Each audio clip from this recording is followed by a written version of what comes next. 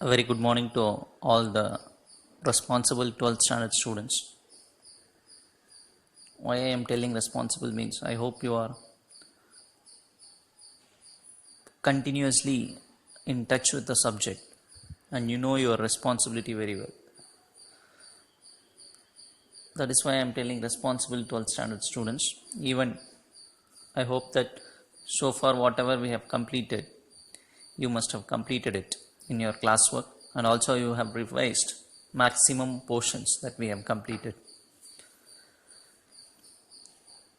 And in the yesterday's class we completed the 8th chapter, differentials and partial derivatives.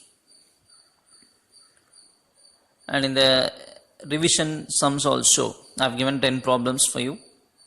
Hope you would have learned that thoroughly and written in the revision notebook also. And today we are going to enter into the new chapter called chapter 9, applications of integration. Applications of integration. If you see past two chapters, they are connected with differentiation. Chapter 7 is differential calculus and its application.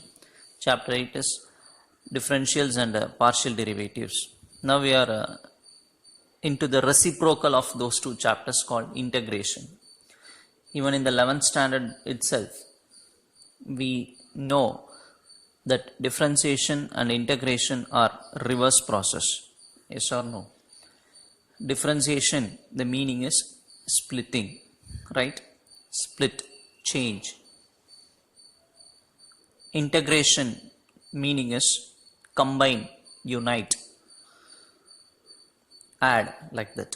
The meaning is that. There we will try to separate, split. Here we will combine or add. So we know very well integration and differentiation are reverse process to each other. Even in differential calculus, when we start the chapter,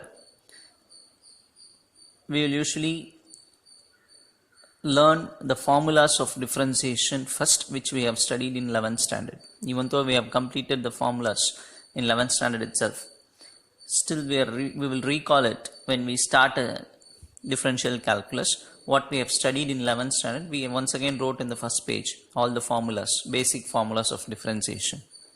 Similarly, here also we are going to start the chapter with the basic integration formulas that we have studied in 11th standard. And we know very well in differential calculus we studied when we differentiate sin x, we know the answer is cos x. Yes or no? Differentiation of sin x is cos x. I said integration and differentiation of are reverse process. So when we differentiate sin x, if the answer is cos x, when we integrate cos x, the answer will be sin x. That is why I called they are reverse process, reciprocal things. So sin x, when we differentiate, the answer is cos x. When we integrate cos x, answer is sin x. Okay, so these are all nothing but the basic results that we should know before entering into the chapter. Again, integration means combine, unite. That is the meaning.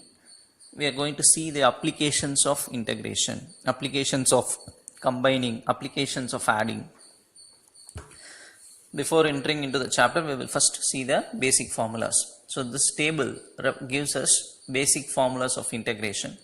And the first column is nothing but functions, f of x. So we are going to integrate the function which is given in the first column. And in the second column, when we integrate this function, what is the answer that is given in the second column? So second column is nothing but we will take this function and integrate that function. You know very well this is the symbol for integration, yes or no? This is integration symbol. So this function is written and integrated with respect to x. Dx is written because the meaning is we are integrating the function with respect to x. Similarly, differentiation also we should say with what variable we are differentiating. Differentiating with respect to x, differentiating with respect to t. And similarly here all the differentiation are done with respect to x. which means x is the variable with respect to x we are integrating, and the answers are given here. So k, a constant, when we integrate a constant, that is integral k dx, answer is kx plus c. I'll explain you why this c comes later. K a constant, k is nothing but a constant. So when we integrate a constant, the answer will be kx plus c. When we integrate x power n, and the answer is x power n plus 1 by n plus 1 plus c. Nothing new for us. These are all the things that we know a year before itself. 1 by x, integration answer is log x, that is integral 1 by x dx, answer is log x plus c. Integral e power x dx, everything you should take this function and replace instead of f of x. So e power x dx, that is how you should learn. Integral e power x dx, answer is e power x plus c. Integral sin x dx, answer is minus cos x plus c. Integral cos x dx, sin x plus c. Integral tan x dx, log secant x plus c. Integral cot x dx, log sin x plus c. Integral secant x dx, log of secant x plus tan x plus c. Cosecant x, integral cosecant x dx, answer is minus log cosecant x minus cot x plus c. Integral 1 by a square plus x square dx, answer is 1 by a tan inverse x by a plus c. 1 by a square minus x square dx, integration dx, answer is 1 by 2a log a plus x by a minus x plus c. So these are all the basic formulas. Few more formulas are also available in the next page. So first you have to memorize. Already we have memorized this, but still you have to memorize this. If you forgot, definitely you should memorize once again. So these are all the basic formulas with which we will enter this topic. So basic formulas we should know. So just spend more time in reading all these things. Even we have few more formulas in the next page. So first thoroughly learn all the formulas. Whenever a question is asked integral cot x, you should be immediately able to say the answer is log sin x. What is integral e power x dx? E power x plus c. X power n, integral x power n dx, answer is x power n plus 1 by n plus 1 plus c. So like that you have to immediately say the answer when you asked a question. Like that you have to prepare all the formulas. Now we will see here 12 formulas were given. We will see formula number 13. So 13th one, 1 by x square minus a square. How should we read the question? Integral 1 by x square minus a square dx. Why dx? To say integration is done with respect to x. And the answer 1 by 2a log x minus a by x plus a plus c. So you should understand the difference between each and every formula. This is x square minus a square. If you see 12th one, it is a square minus x square. If you see the 11th one, it is x square plus a square. So lot of things looking like same thing. Understand the difference and read. See the symbols and which is coming first. Accordingly you memorize the formula.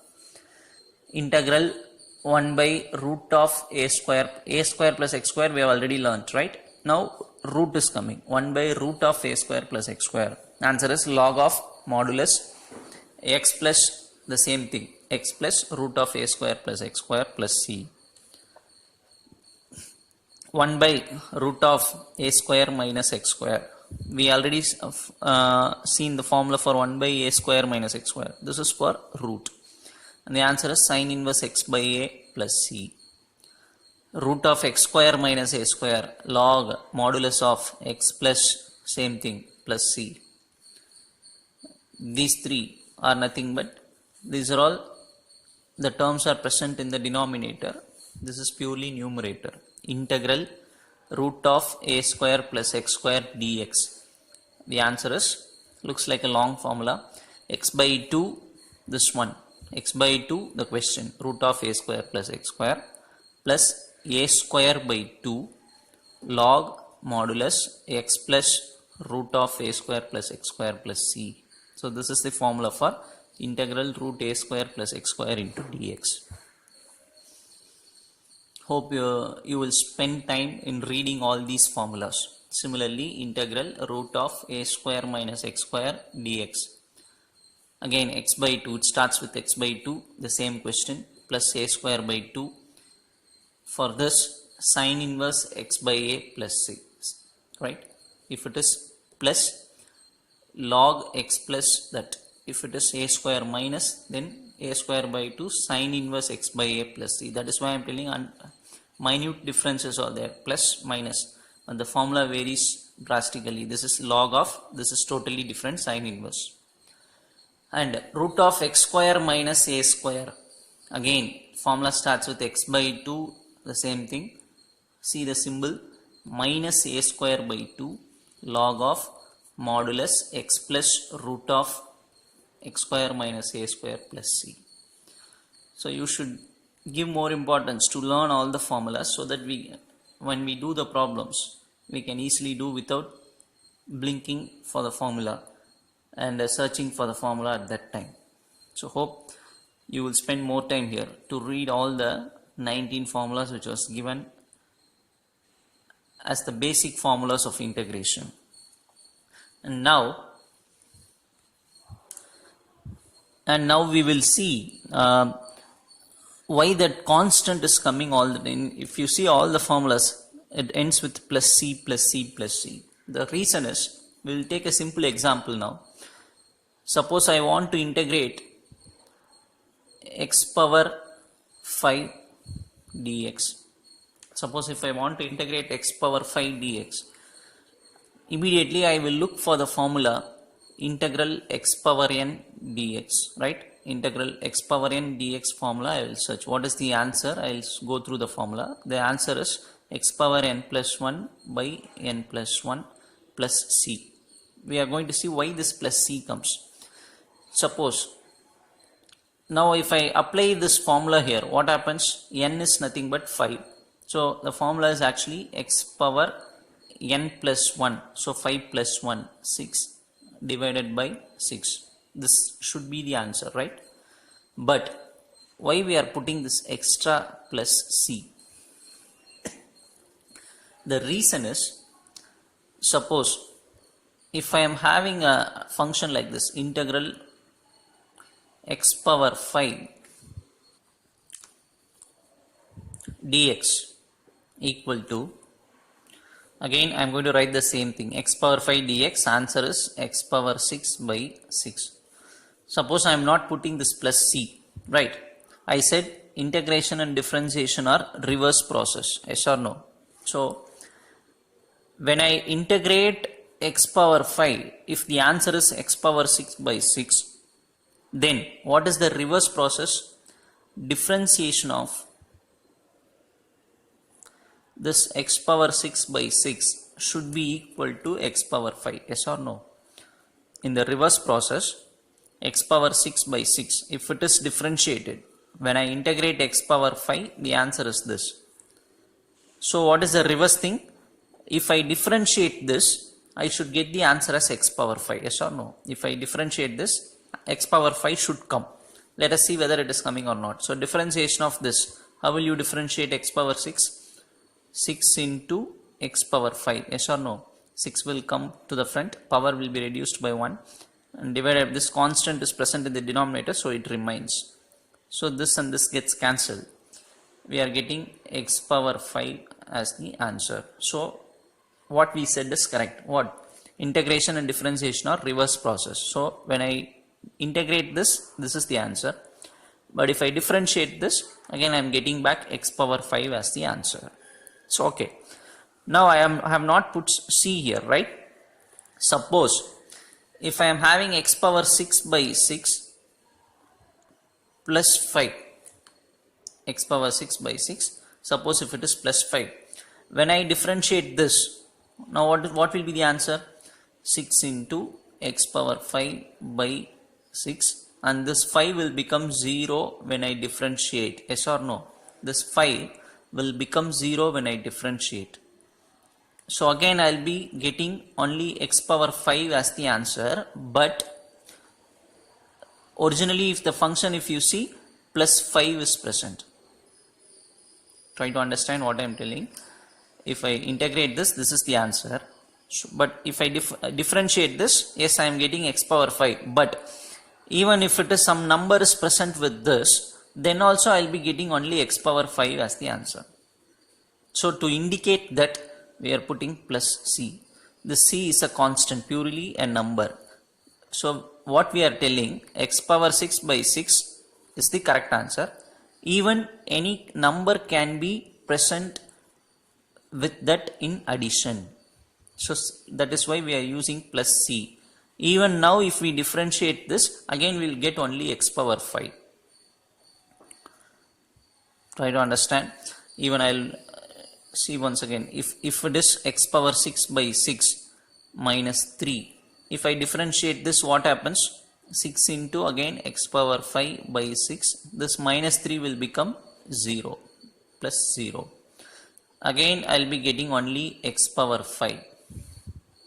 So x power 6 by 6, with that, even if any number is there, even a plus positive number or a negative number, again then I am going to get the same answer as x power 5. So that is why we are putting plus c. Even any number can be associated with this. Even if any number is present, the answer is not going to change. X power 5 is the answer. So that is why we are using plus c with all the formulas. So understand why we are using the constant c with all the formulas. This is the reason behind it. Now, after seeing some basic formulas, now we will see some how to integrate few functions. And we know very well integral x power n dx. What is the formula? X power n plus 1 by n plus 1 plus c. This is the basic formula, right? Suppose if I am having x power 4 dx, what you will write as the answer? X power 5 by 5 plus c. Using this formula, we can write like this. Yes or no? Now try to understand this concept. If I am having 2x to the power of 4 into dx, what is the answer for this? The answer is, once again, I am going to apply the same formula, x power n plus 1 by n plus 1, but what is x? 2x. In place of x, I am having 2x, power n is 4, so I am using the same formula. So I am writing the answer as 2x to the power of 5 by 5 plus c. Now try to understand. If I stop the answer here, the answer goes wrong. The meaning why the answer is wrong here means the formula is having only x, but we are having 2x. If that is the case, in place of x, if some other function is present, in place of x, 2x is present. If that is the case, what we have to do is differentiate this 2x once again. This concept we have studied in differentiation also. Differentiate this once again. What is the differentiation answer for 2x? 2. Differentiation of 2x is 2. That 2 should be written in the denominator. This is the very important concept that many of us will forget during even examinations. If 2x to the power 4, 2x power 5 by 5 plus c, the answer is wrong. Because in place of x, 2x is present. So differentiate this once again. 2 comes. You should add the 2 in the denominator. But when we differentiate, what we will do? We will add the 2 in the multiplication. Integration means division. For example, sine 3x. What is the differentiation answer? If I differentiate sine 3x, the answer is not cos 3x. Because in place of x, 3x is present. Differentiate once again, 3 will come. You should write the 3 in multiplication. But here, when you differentiate 2 comes, you should not write it in multiplication, you should write in division, or in the denominator you should write. Try to understand this concept. We will see one more example. Suppose we know the formula integral sin x dx. The answer is what? Minus cos x plus c. Yes or no? This is the basic formula that we know. Suppose if I am having sin 7x dx, if I want to find the answer for this, what should I do is use the same formula. Sin x formula I am going to apply, but in place of x I am having what? 7x. In place of x I am having 7x. Still I am applying the same formula. So I will be writing minus cos 7x plus c. If I stop the answer here, the answer is wrong. Why? Because in place of x I am having 7x. So what is the additional step that I have to do? 7x I have to differentiate once again. What is the answer if I differentiate 7x? Answer is 7. Where I should write the 7? That 7 should be written in the denominator. Now only the answer is completed. Proper answer is this. Try to understand the difference. We will see one more example. We know very well integral cos x dx. The formula is sin x plus c. Right? Cos x dx integration sin x plus c. Suppose if I am having cos 5x dx. Now immediately tell the answer by yourself. What is the answer now? Can you tell? The answer is, I am going to use the same formula, so that the answer is sin 5x plus c. Is this correct? Is this correct? Try to analyze by yourself. Is this correct? What is wrong here? In place of x, 5x is present. So I should differentiate 5x once again. 5 will come. That 5 should be written in the denominator. So now only the answer is proper. So this concept you have to understand. Wherever we are having some other term in place of x, we should differentiate that once again, and the answer should be written in the denominator in integration. It should be written in the numerator while differentiation. So this is a very big difference that everybody should know, because many mistakes will come here. In differentiation, we should write the number in numerator.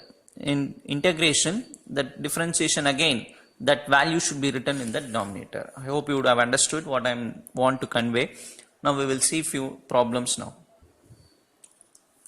The next topic is definite integral as the limit of a sum. Definite integral as the limit of a sum. And we should know the meaning of definite integral. And so far we have studied many formulas. Some around 18 to 19 formulas we have studied. Definite integral, the meaning is we should know the limit. The definite integral concept. I'll just write here. Definite integral, the meaning is we should know the limit of the integration. We should know what is lower limit, what is upper limit. This is called definite integral. Definite integral means we should know the limit of integration, limit of addition, limit of combination. If we know the limit, that is called definite integral. Suppose if we don't know the limit, just I am writing integral f of x dx. This is called indefinite integral. So definite means limits we know. Indefinite means we don't know the limits. That is the difference between definite and indefinite. Now the heading is definite integral as the limit of a sum. That is the heading. In this heading, we are going to see few problems based on Riemann integral. And this Riemann integral is giving us 3 formulas to calculate the limit, to calculate the integration value. So first one, as I said, when I say it is a formula, you should first memorize the formula, write the formula and practice it. Then you look at the problem. It will be easy for you. And the 3 types are, first one, left end rule for Riemann sum with equal width delta x is, we will see the meaning of these things while doing a problem. For just now, you just remember we are having 3 types in Riemann integral. One is left end rule, second one is right end rule, and third one is midpoint rule. So these are the things that you should know. In Riemann integral, in our syllabus, we are having three types. One is left end rule, right end rule, midpoint rule. And formulas are given separately for each type. If it is left end rule, then we will say the Riemann sum S is given by f of x naught plus f of x1 plus etc. f of x n minus 1 into delta x. Here it is given delta x is nothing but equal width. Again I am telling, we will understand all these things while doing problems. Just now you just remember the formula. S is equal to f of x naught plus f of x1 plus etc. f of xn minus 1 into delta x, where delta x is equal width. X naught, x1, etc. are called partitions. Again, when we do problems, you will understand the meaning clearly. So this is what it is, the formula for calculating the sum using Riemann integral. The name is given as left end rule. Delta x is called equal width. So left end rule means the formula starts with x naught and it ends with xn minus 1. If you see the right end rule for Riemann sum, S is equal to f of x1 plus f of x2 plus etc. f of xn into delta x. Almost these two formulas are looking similar. The only difference is it starts from x naught, ends with xn minus 1, but right hand rule starts from x1 and ends with xn. And if you see the midpoint rule for Riemann sum, it is given as S is equal to f of x naught plus x1 by 2 plus f of x1 plus x2 by 2. It looks like a midpoint formula, right? F of x naught plus x1 by 2 plus f of x1 plus x2 by 2 plus etc. plus f of xn minus 1 plus xn by 2. So this is called midpoint formula. So using Riemann sum, we can find the, even what is the meaning for finding the sum is, we are finding the area of curve. That is the meaning, area of a curve in given border, in the given limit. So all these formulas are what? To calculate the area of a curve with the given limits. Try to understand. These are all the formulas used to calculate the area of a curve within the given limits. So we have three types: left hand rule, right hand rule, and midpoint rule. So what you have to do before entering into the problem, first read all the three formulas very carefully, differentiate and learn. Left hand rule, where the formula starts, it starts from x naught, ends with xn minus 1. Right hand rule, it starts with x1, ends with xn. Midpoint rule, it looks like a midpoint formula, f of x naught plus x1 by 2 plus f of x1 plus x2 by 2 plus etc. f of xn minus 1 plus f of xn by 2. Right? So we will see the problems based on the Riemann sum now in the next video. And before seeing the next video, I want you to first go through all the formulas and write it one time. Then you see the next video.